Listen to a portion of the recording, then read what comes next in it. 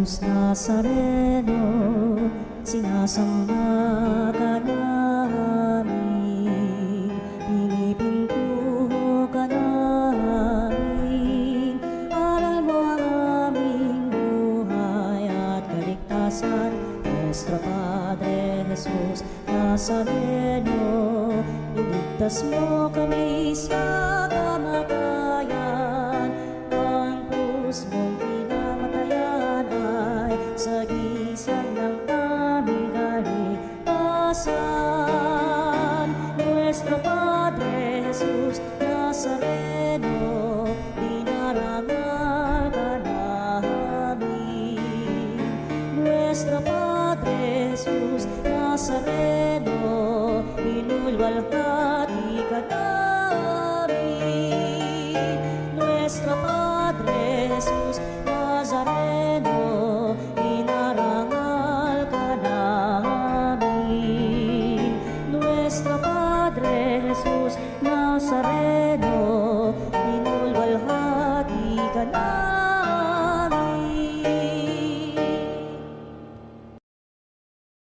Buksan ang aming palad, sarili maialay. Tulungan mong ihanap kami ng bagong malay. Simulan natin ang Santa Misa sa ngalan ng Ama, ng Anak at ng Espiritu Santo. Amen. Ang pagpapala ng ating Panginoong Hesukristo, ang pag-ibig ng Diyos Ama, ang pagkikaisa ng Espiritu Santo, naway sumainyong lahat. At sumayo rin. Mga kapatid, aminin natin ating mga kasalanan upang tayo maging marapat gumanap sa banal na pagdiriwang. Inaamin ko Sa makapangyarihang Diyos at sa inyo mga kapatid, na lubha akong nagkasala sa isip, sa salita, sa gawa, at sa aking pagkukulang. Kaya isinasama ko sa mahal na Birheng Maria, sa lahat ng mga anghel at mga banal, at sa inyo mga kapatid, na ako'y panalangin sa Panginoong ating Diyos. Kaawaan tayo ng makapangyarihang Diyos, patawarin tayo sa ating mga kasalanan, at patnubayan tayo sa buhay na walang hanggan. Amen. Panginoon, kaawaan mo kami. Panginoon, kaawaan mo kami. Kristo, kaawaan mo kami. Kristo, kaawaan mo kami. Panginoon, kaawaan mo kami. Panginoon, kaawaan mo kami. Manalangin tayo.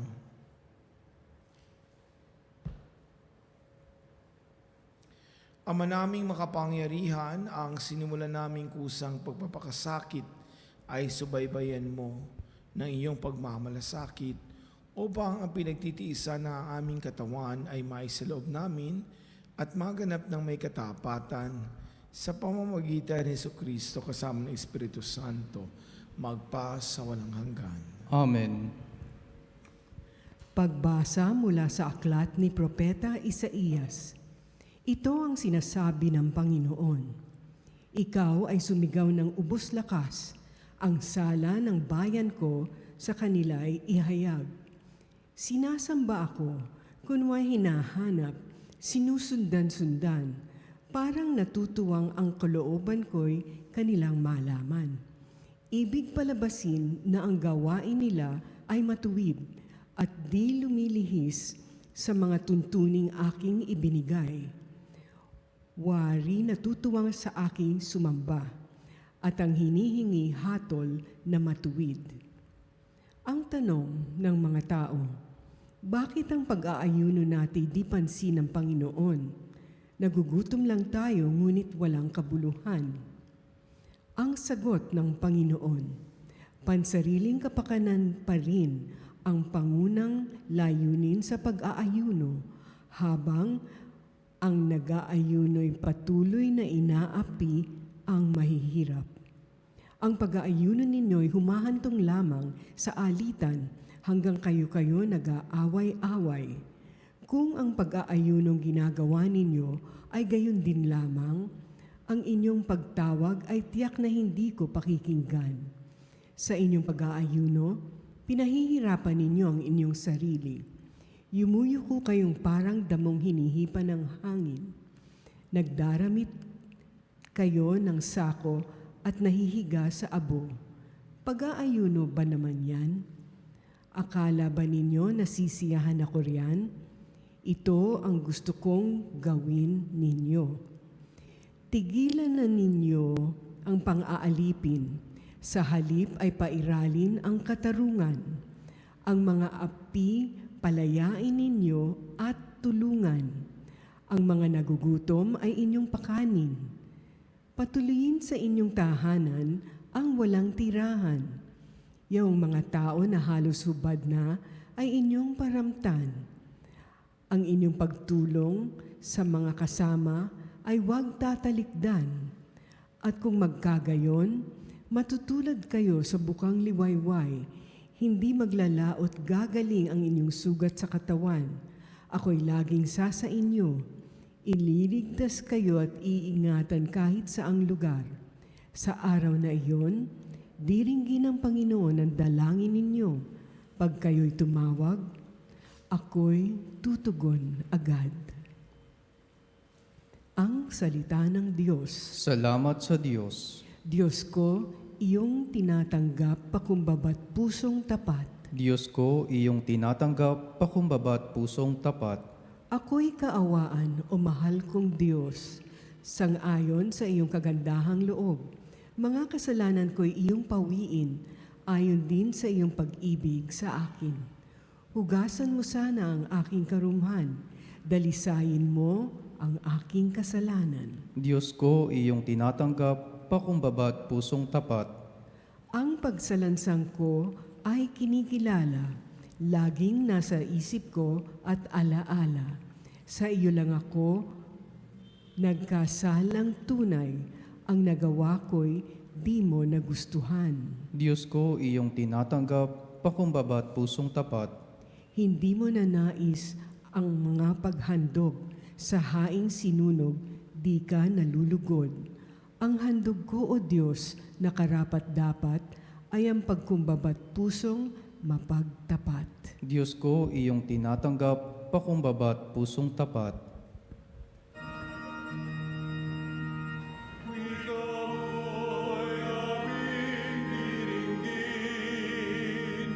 Wika mo'y aming susundin, wika mo'y aming tutupdin, wika mo'y aming diringgin,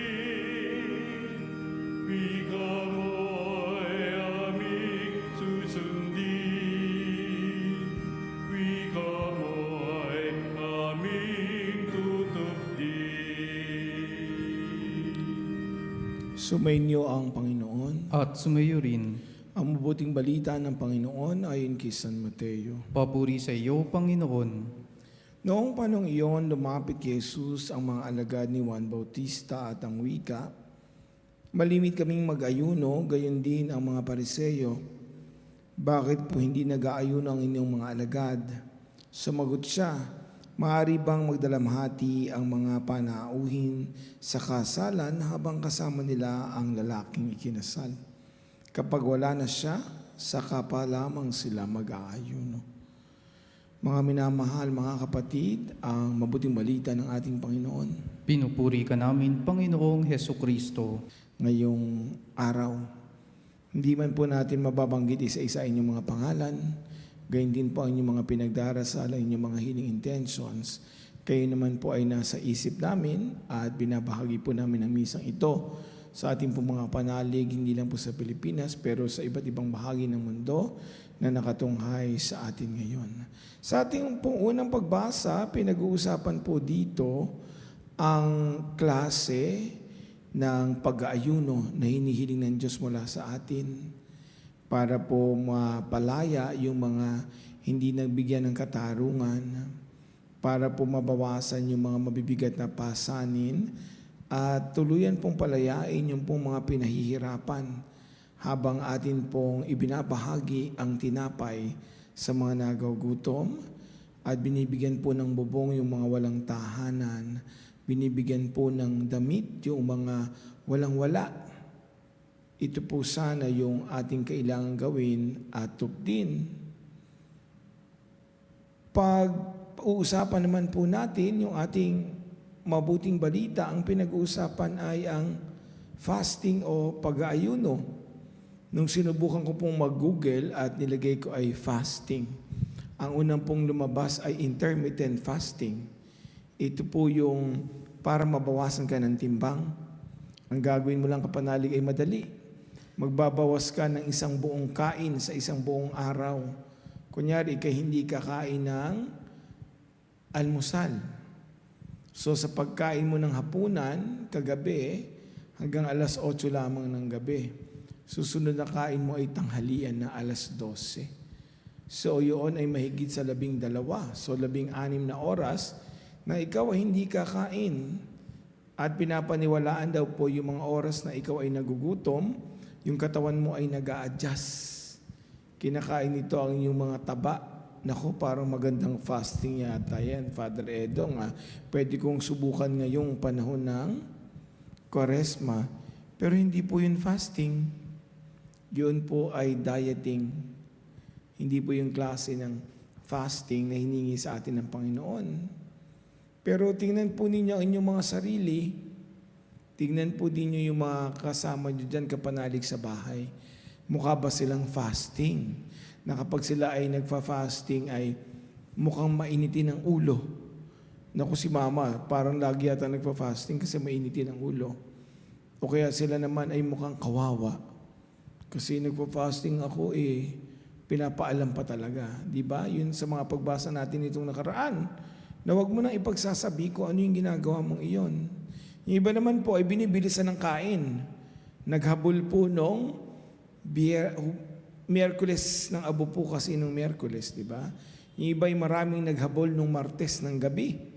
Fast eating, wag abutin ng alas 12, 12:01 ng Miyerkules ng abo. Yun po ay fast eating. Sa ating pong pagpasok sa panahon ng Kwaresma, pinaalalahanan po tayo ng 3 pillars of Lent. Yun pong unang pinag-uusapan natin ngayon, pag-aayuno.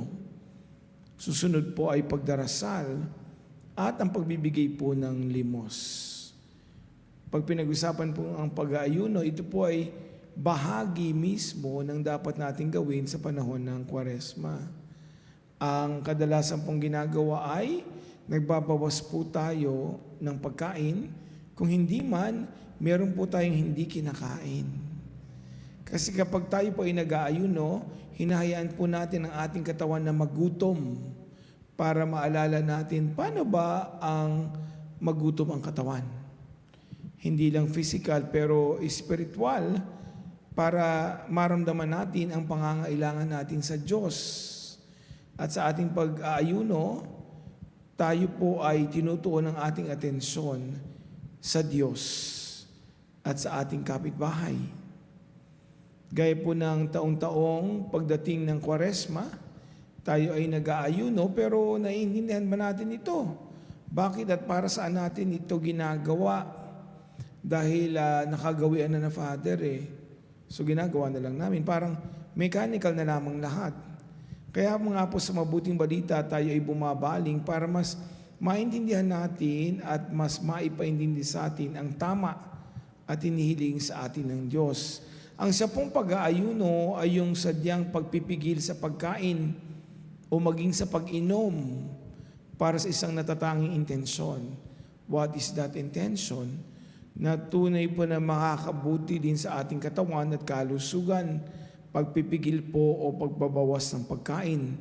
Sa ating namang kabanalan ay ang pag-aayuno ng ating mga puso at kalooban. Yung fasting and abstinence po, kasama dun yung fasting and abstaining from noticing people who are not fasting and abstaining. Kagaya ng mga Pariseo na naririto. Pinapansin na kami nag-aayuno samantalang kayo ay hindi. Yun po ang isang kailangan yung i-abstain.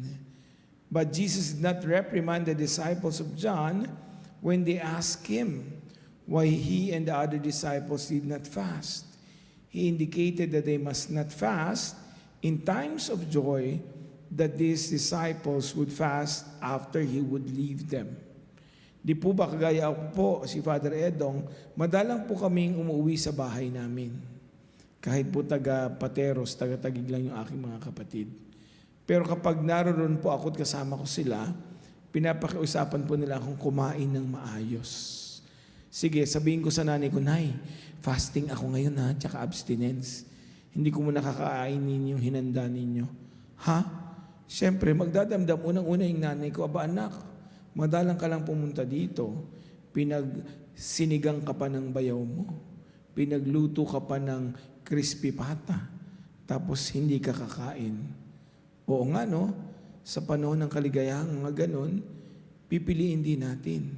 Pero alam naman natin sa sarili natin ano ba ang tunay na ibig sabihin ng pag-aayuno na sinusunod natin para sa ating sarili. Kasi kagaya po ng mga disipulo ni San Juan na nag-aayuno ng maraming beses sa isang linggo, na nagpapakita rin po paano nila pinalilinis ang kanilang mga puso at naging simbolo rin ng kanilang pagtangis. Kaya po tayo, kung sa kanila pinakikita nila ang kanilang pangangailangan at kagutuman sa Panginoon, si Jesus po sa ating Ebanghelyo ginamit naman ang pananampalataya tungkol sa pag-aayuno para ipakita ang kanilang pangangailangan sa tunay na Diyos. At sa Diyos na dumating na, si Kristo, na hindi na nila kailangan mag-ayuno pa at malungkot at tumangis dahil tunay na ang presensya ng Panginoon ay nasa kanila. Kaya si Kristo ang tinatawag natin parang kinasal na lalaki at ang mga nakapaligid sa Kanya ay yung Kanyang mga guests na kailangan sila ay magsalo sa kaligayahan. Ginamit din ng Diyos ang masayang imahe ng kasalan o pulot gata. Kasi ang mga panahon na magkakasama ang magdonobyo at magnobya, nakikiisa sila sa saya, sa pag-ibig, sa pulot gata. Gaya din ito kapag kasama ni Kristo ang kanyang mga apostol na napupuspos sila ng kaligayahan. Pero kahit alam nating hindi ito magtatagal at mapapalitan ng sakit at kamatayan. Pero bakit pa rin tayo hinihingi na mag-ayuno sa panahon ng Kwaresma? Hindi lang dahil nakikiisa tayo sa ating simbahang Katoliko, pero nakakaisa rin tayo sa mga tunay na nagugutom, yaong mga mahihirap. Hindi lamang sila ang nakakaramdam nito, kasi sa karaang yaang meron tayo mahigit sa 3 beses sa isang araw tayong kumakain. Di ba ang hinihingi sa pag-aayuno, 1 major meal, at yung 2 pang meals ay maliit na lamang. Tayo ay para makiisa sa buong sambayanan at tayo rin ay magkaroon ng pag-aayuno hindi lamang sa pagkain kundi pati na rin sa ating spiritual na pamumuhay. Tandaan po ninyo kasi whenever we fast, it's like tempering other desires.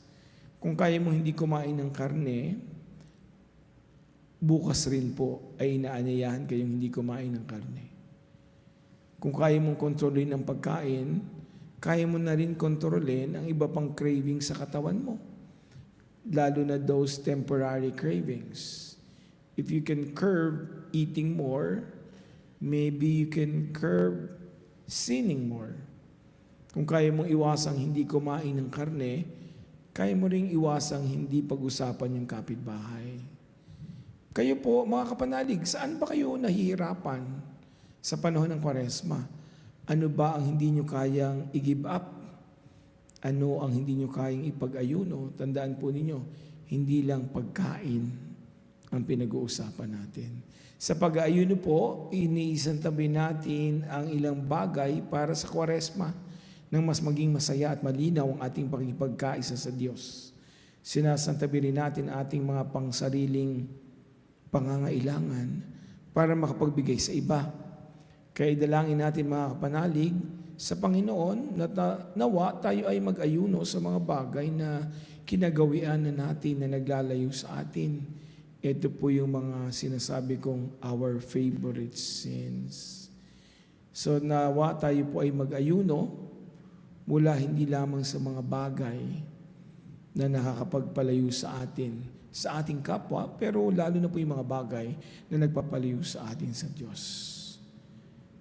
Sana rin po ang pag-ayunong ito ay makatulong sa inyong physical at spiritual na pamumuhay, na tayo ay makapagtuon sa ating pananampalataya para sa tunay na kagalingan.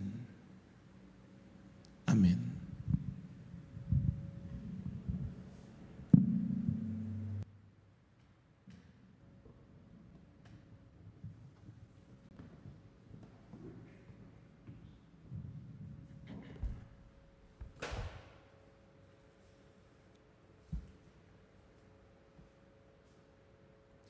Sa pamamagitan ng pag-aayuno, binibigyan natin ng Diyos ng puwang sa ating buhay. Hilingin natin sa Panginoon na palakasin tayo sa ating pagpapakasakit upang matatag nating maituon ang ating mga isip at puso sa Kanya. Ang ating pong panalangin, Panginoon, nasa iyo ang aming tunay na kagalakan. Panginoon, nasa iyo ang aming tunay na kagalakan. Bilang mga alagad ni Kristo, tayo naway makasunod sa mga utos ng ating Ama sa langit. Manalangin tayo sa Panginoon. Panginoon, nasa iyo ang aming tunay na kagalakan. Ang bayan ng Diyos naway magtiyaga sa kanilang mga pagsasakripisyo ngayong Kwaresma. Manalangin tayo sa Panginoon. Panginoon, nasa iyo ang aming tunay na kagalakan. Ang ating mga pagtitimpi at pagpipigil sa sarili alang-alang sa Panginoon, naway matumbasan ng kaligayahan sa piling niya. Manalangin tayo sa Panginoon. Panginoon, nasa iyo ang aming tunay na kagalakan. Ang mga may sakit, nasa bingit ng kamatayan at namimighati sa buhay, naway mapuspos ng biyaya ng Diyos. Manalangin tayo sa Panginoon. Panginoon, nasa iyo ang aming tunay na kagalakan. Ang namayapa nating mga kamag-anak at mga kaibigan, naway malayang makabahagi sa buhay ng Diyos. Manalangin tayo sa Panginoon. Panginoon, nasa iyo ang aming tunay na kagalakan. Sa ilang sandali ng katahimikan, ipanalangin natin ang kagalingan at natatanging kahilingan ng ating mga Eucharistic advocates.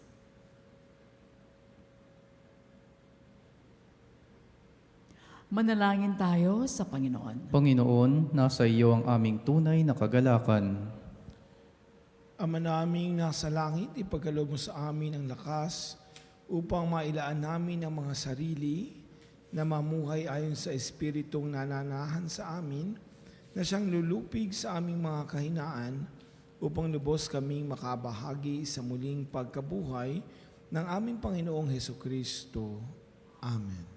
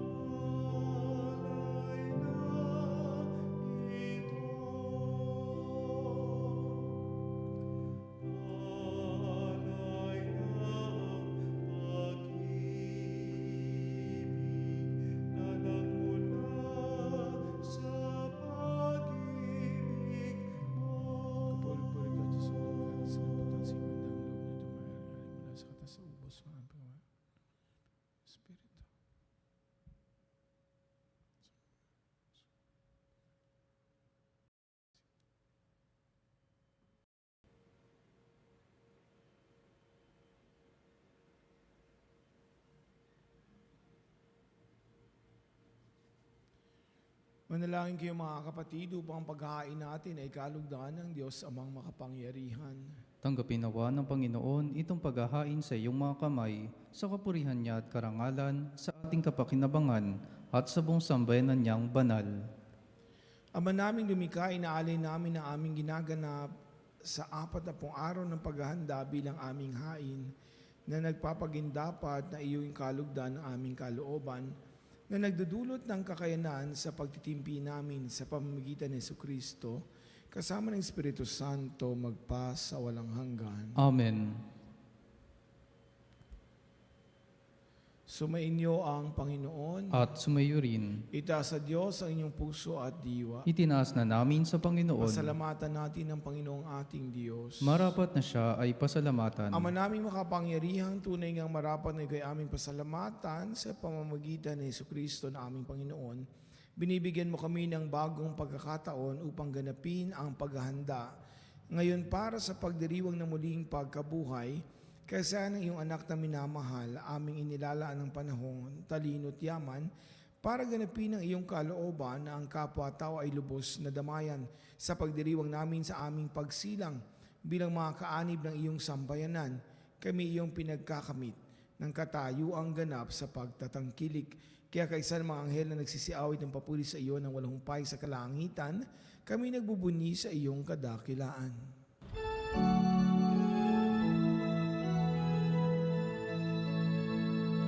Santo, Santo, Santo, Panginoong Diyos na makapangyarihan, napupuno ang langit at lupa ng kaluwalhatian.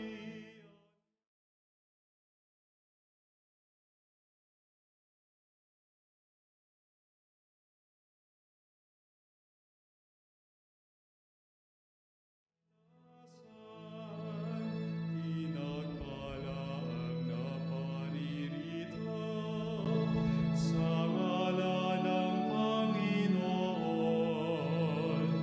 Hosana, Hosana sa kaitaasan. Hosana, Hosana sa kaitaasan. Ama naming banal, ikaw ang bukal ng tanang kabanalan, kaya't sa pamamagitan ng iyong Espiritu, gawin mong banal ang kaloob na ito upang para sa amin maging katawan at dugo ng aming Panginoong Hesukristo. Bago niya pinagtiis ang kusang loob na maging handog, hinawakan niya ang tinapay, pinasalamatan kaniya, pinaghati-hati niya iyon, inabot sa kanyang mga alagad at sinabi, tanggapin ninyong lahat ito at kanin, ito ang aking katawan na ihandog para sa inyo.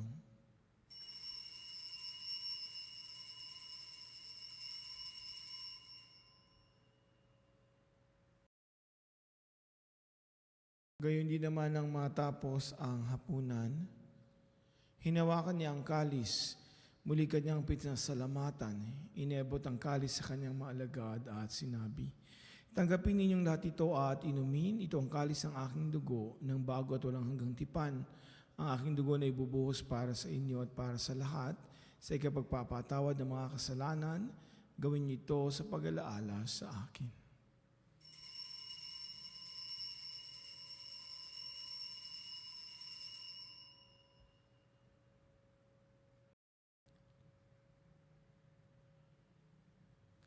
Ipagbunyi natin ang misteryo ng pananampalataya.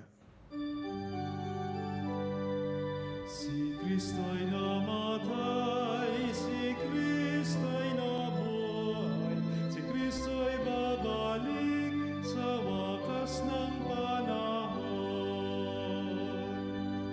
Ang mga ginagawa namin yan ang pag-alaala sa pagkamatay at muling pagkabuhay ng iyong anak, kaya tinaalin namin sa iyo ang tinapay na nagbibigay buhay at ang kalis na nagkakaloob ng kaligtasan. Kami nagpapasalamat dahil kami iyong minarapat na tumayo sa harap mo para maglingkod sa iyo.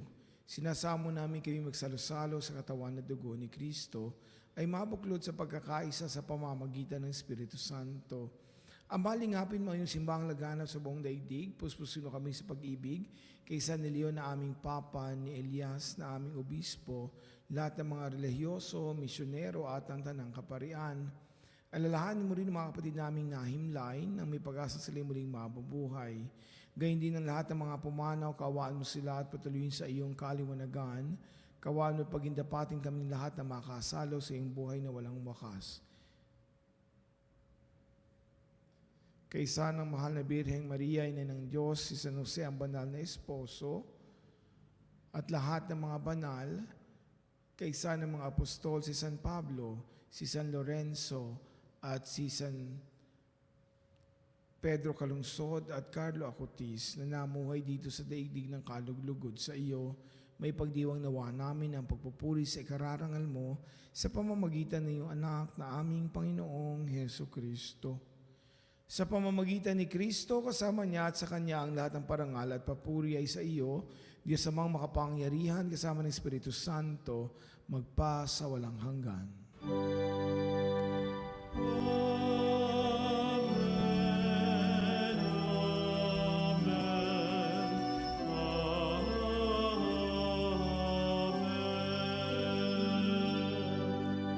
Sa tagubili naman nakagagaling na utos ni Kristo Jesus, ating Diyos, ating idalangin ng lakas loob. Mamagamin, sumasalangit ka, sambahin ang ngalan mo, mapasa amin ang kaharian mo, sundin ang loob mo, dito sa lupa, para lang sa langit. Bigyan mo kami ngayon ng aming kakanin sa araw-araw. At patawarin mo kami sa aming mga kasala, para ng pagpapatawad namin sa nagkakasala sa amin. At wag mo kami ipahintulot sa tukso, at iadya mo kami sa lahat ng masama.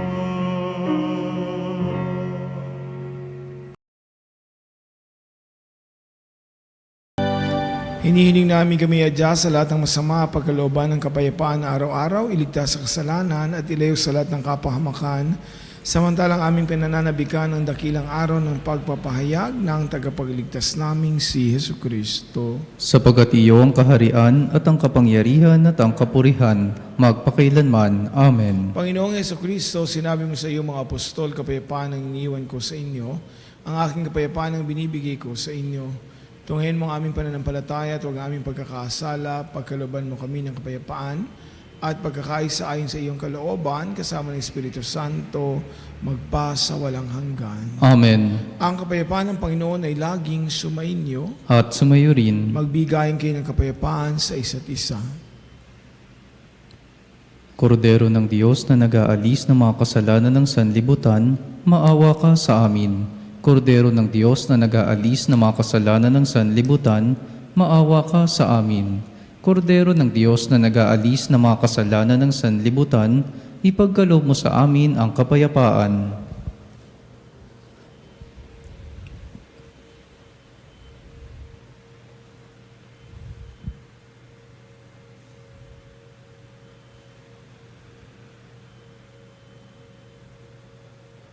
Ito ang kordero ng Diyos, ito nag-aalis ang kasalanan ng sanlibutan, mapalad ang mga inaanyayahan sa kanyang piging. Panginoon, hindi ako karapat-dapat na magpatuloy sa iyo, ngunit sa isang salita mo lamang ay gagaling na ako.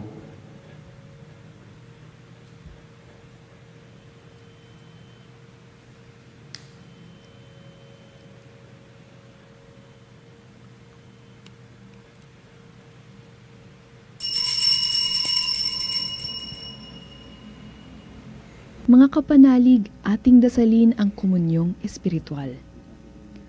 O Jesus, nananalig ako sa pananahan mo sa kabanal-banalang sakramento. Minamahal kita higit sa lahat at hangad ka ng aking kaluluwa. Hindi ko man matatanggap ngayon ang iyong katawan at dugo, inaasahan ko na patuloy kang mamumuhay sa aking puso. Naniniwala ako na narito ka at kaisa ka ng aking buong pagkatao. Huwag mong ipahintulot na mawalay ako sa iyo. Amen. Panalangin sa karangalan ng Nuestro Padre Jesus Nazareno.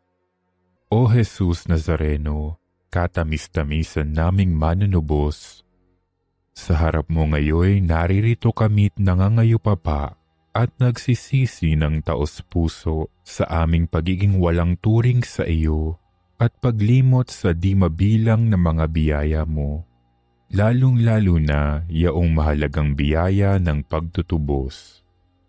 Dinaramdam namin at pinagsisisihang labis, Panginoon ko, ang pagkakasala namin sa iyo. Ikinalulungkot namin ang pagiging dahilan ng pagpapasan mo ng krus na iyan sa gitna ng mga hirap at kapaitan, hanggang sa inihandog mo ang iyong buhay sa bundok ng Kalbaryo, sa pagkaibig mo lamang na matubos kami at ang sangkatauhan mula sa sala. Pakabanalin mo, O Panginoon, ang aming pagnanais at ipagtanggap mo sa amin ang iyong biyaya. Maging tagapamagitan nawa ang iyong ina, ang kalinis-linisang Birheng Maria.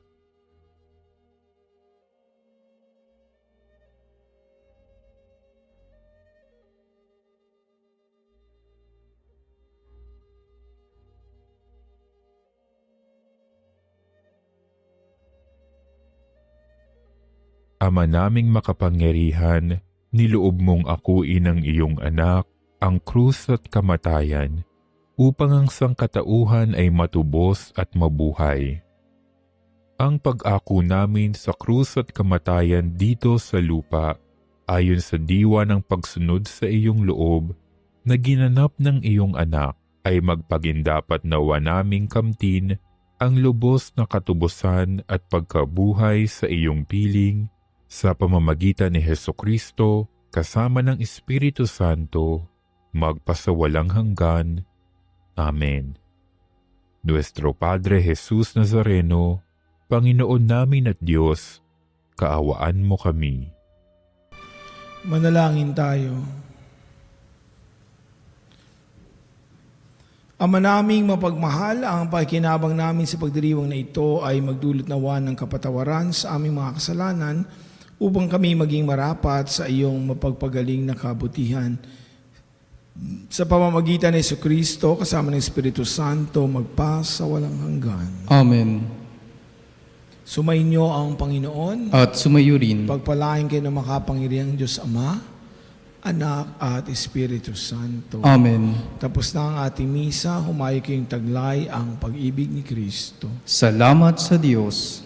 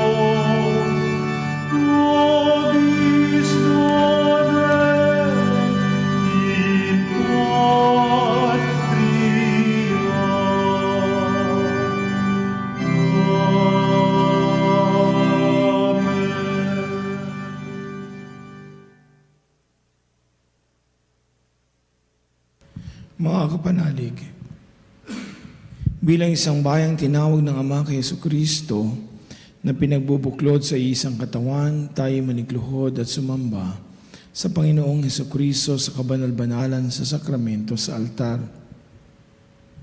Sa sandaling ito ng pagpupuri at pagsamba sa banal na sakramento, alalahanin natin ang ating mga kapanalig na kasama natin ngayong nakikinig at nakasubaybay sa ating himpilan, lalong higit ang ating mga may sakit at ang mga nakaratay sa banig ng karamdaman, ang mga nasa pagamutan at kanilang tahanan, at ang lahat ng tanging sa Diyos lamang umaasa ng kagalingan. Gayun din ipanalangin natin ang mga nanghihina sa kanilang pananampalataya, ang mga nakararanas ng matinding kalungkutan, takot at pangamba, ang mga nawawalan ng pag-asa at lakas ng loob. O Diyos, halina at kami tulungan. O Panginoon, magmadali ka sa iyong pagdamay. Papuri sa Ama at sa Anak sa Espiritu Santo. Kapara noong una, ngayon at magpasawalang hanggan. Amen. Purihin ang makapangyarihang Ama na nagsugo sa kanyang bugtong na anak upang tayo maipagkasundo sa Kanya. Pinupuri ka namin ngayon at kailanman. Purihin ang Panginoong Jesucristo, ang Kordero ng Diyos na nag-aalay ng kanyang katawan at dugo bilang pagtubos sa sala natin. Pinupuri ka namin ngayon at kailanman. Purihin ang banal na Espiritu, ang Panginoong nagpapabanal na pumupuspos at nagbibigay kagalingan sa lahat. Pinupuri ka namin ngayon at kailanman.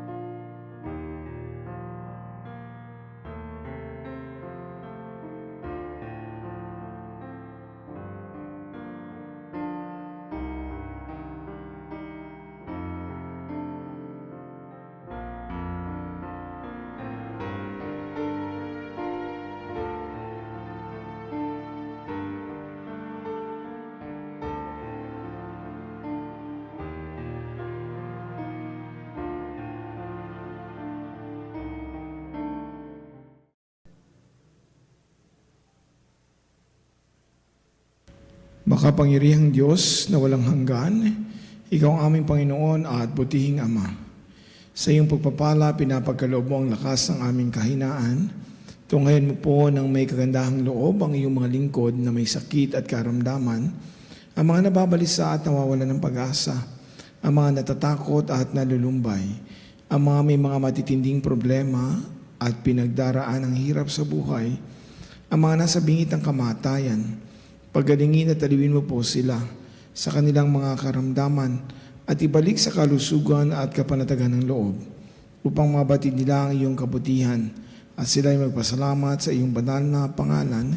Hiniling namin ito sa pamamagitan ni Kristo ang aming Panginoon. Amen. Panginoon, nagsusumamo kaming dalawin ang tahanang ito at alisin mula rito ang lahat ng mapanirang kapangyarihan ng kaaway. Manahanawa rito ang iyong mga anghel na banal upang panatilihin kami sa kapayapaan at sumaamin nawang lagi ang iyong pagpapala. Hiniling namin ito sa pamamagitan ng Kristo ang aming Panginoon. Amen. Gawaran nawa tayo ng makapangyarihang Diyos ng kapanatagan at loob at mapayapang buhay. Amen.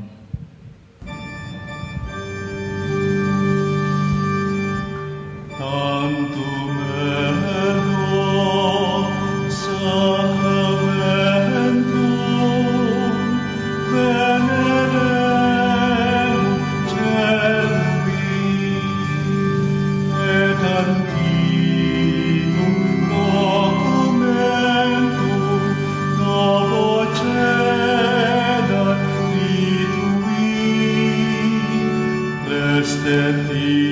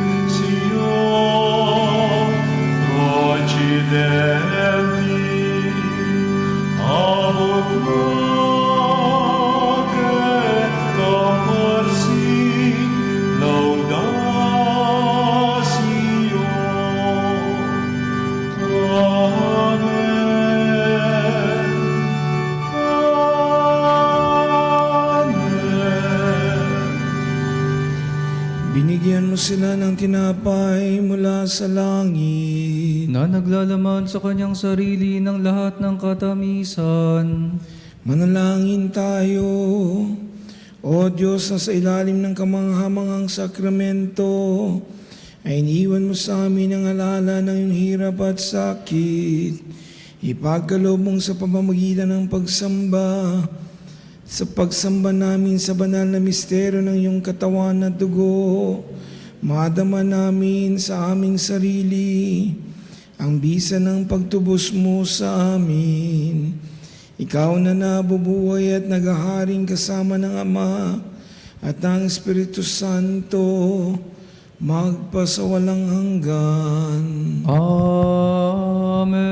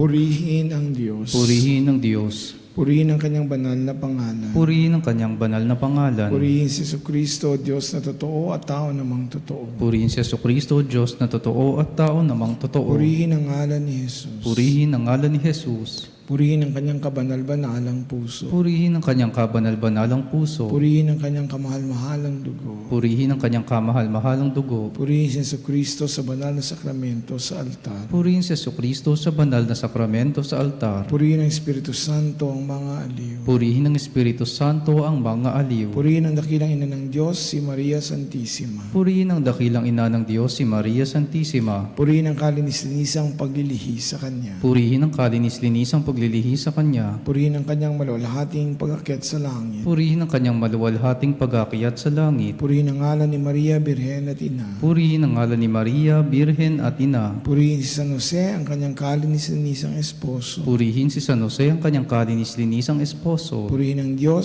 sa kanyang mga anghel at mga santo. Purihin ang Diyos sa kanyang mga anghel at mga santo.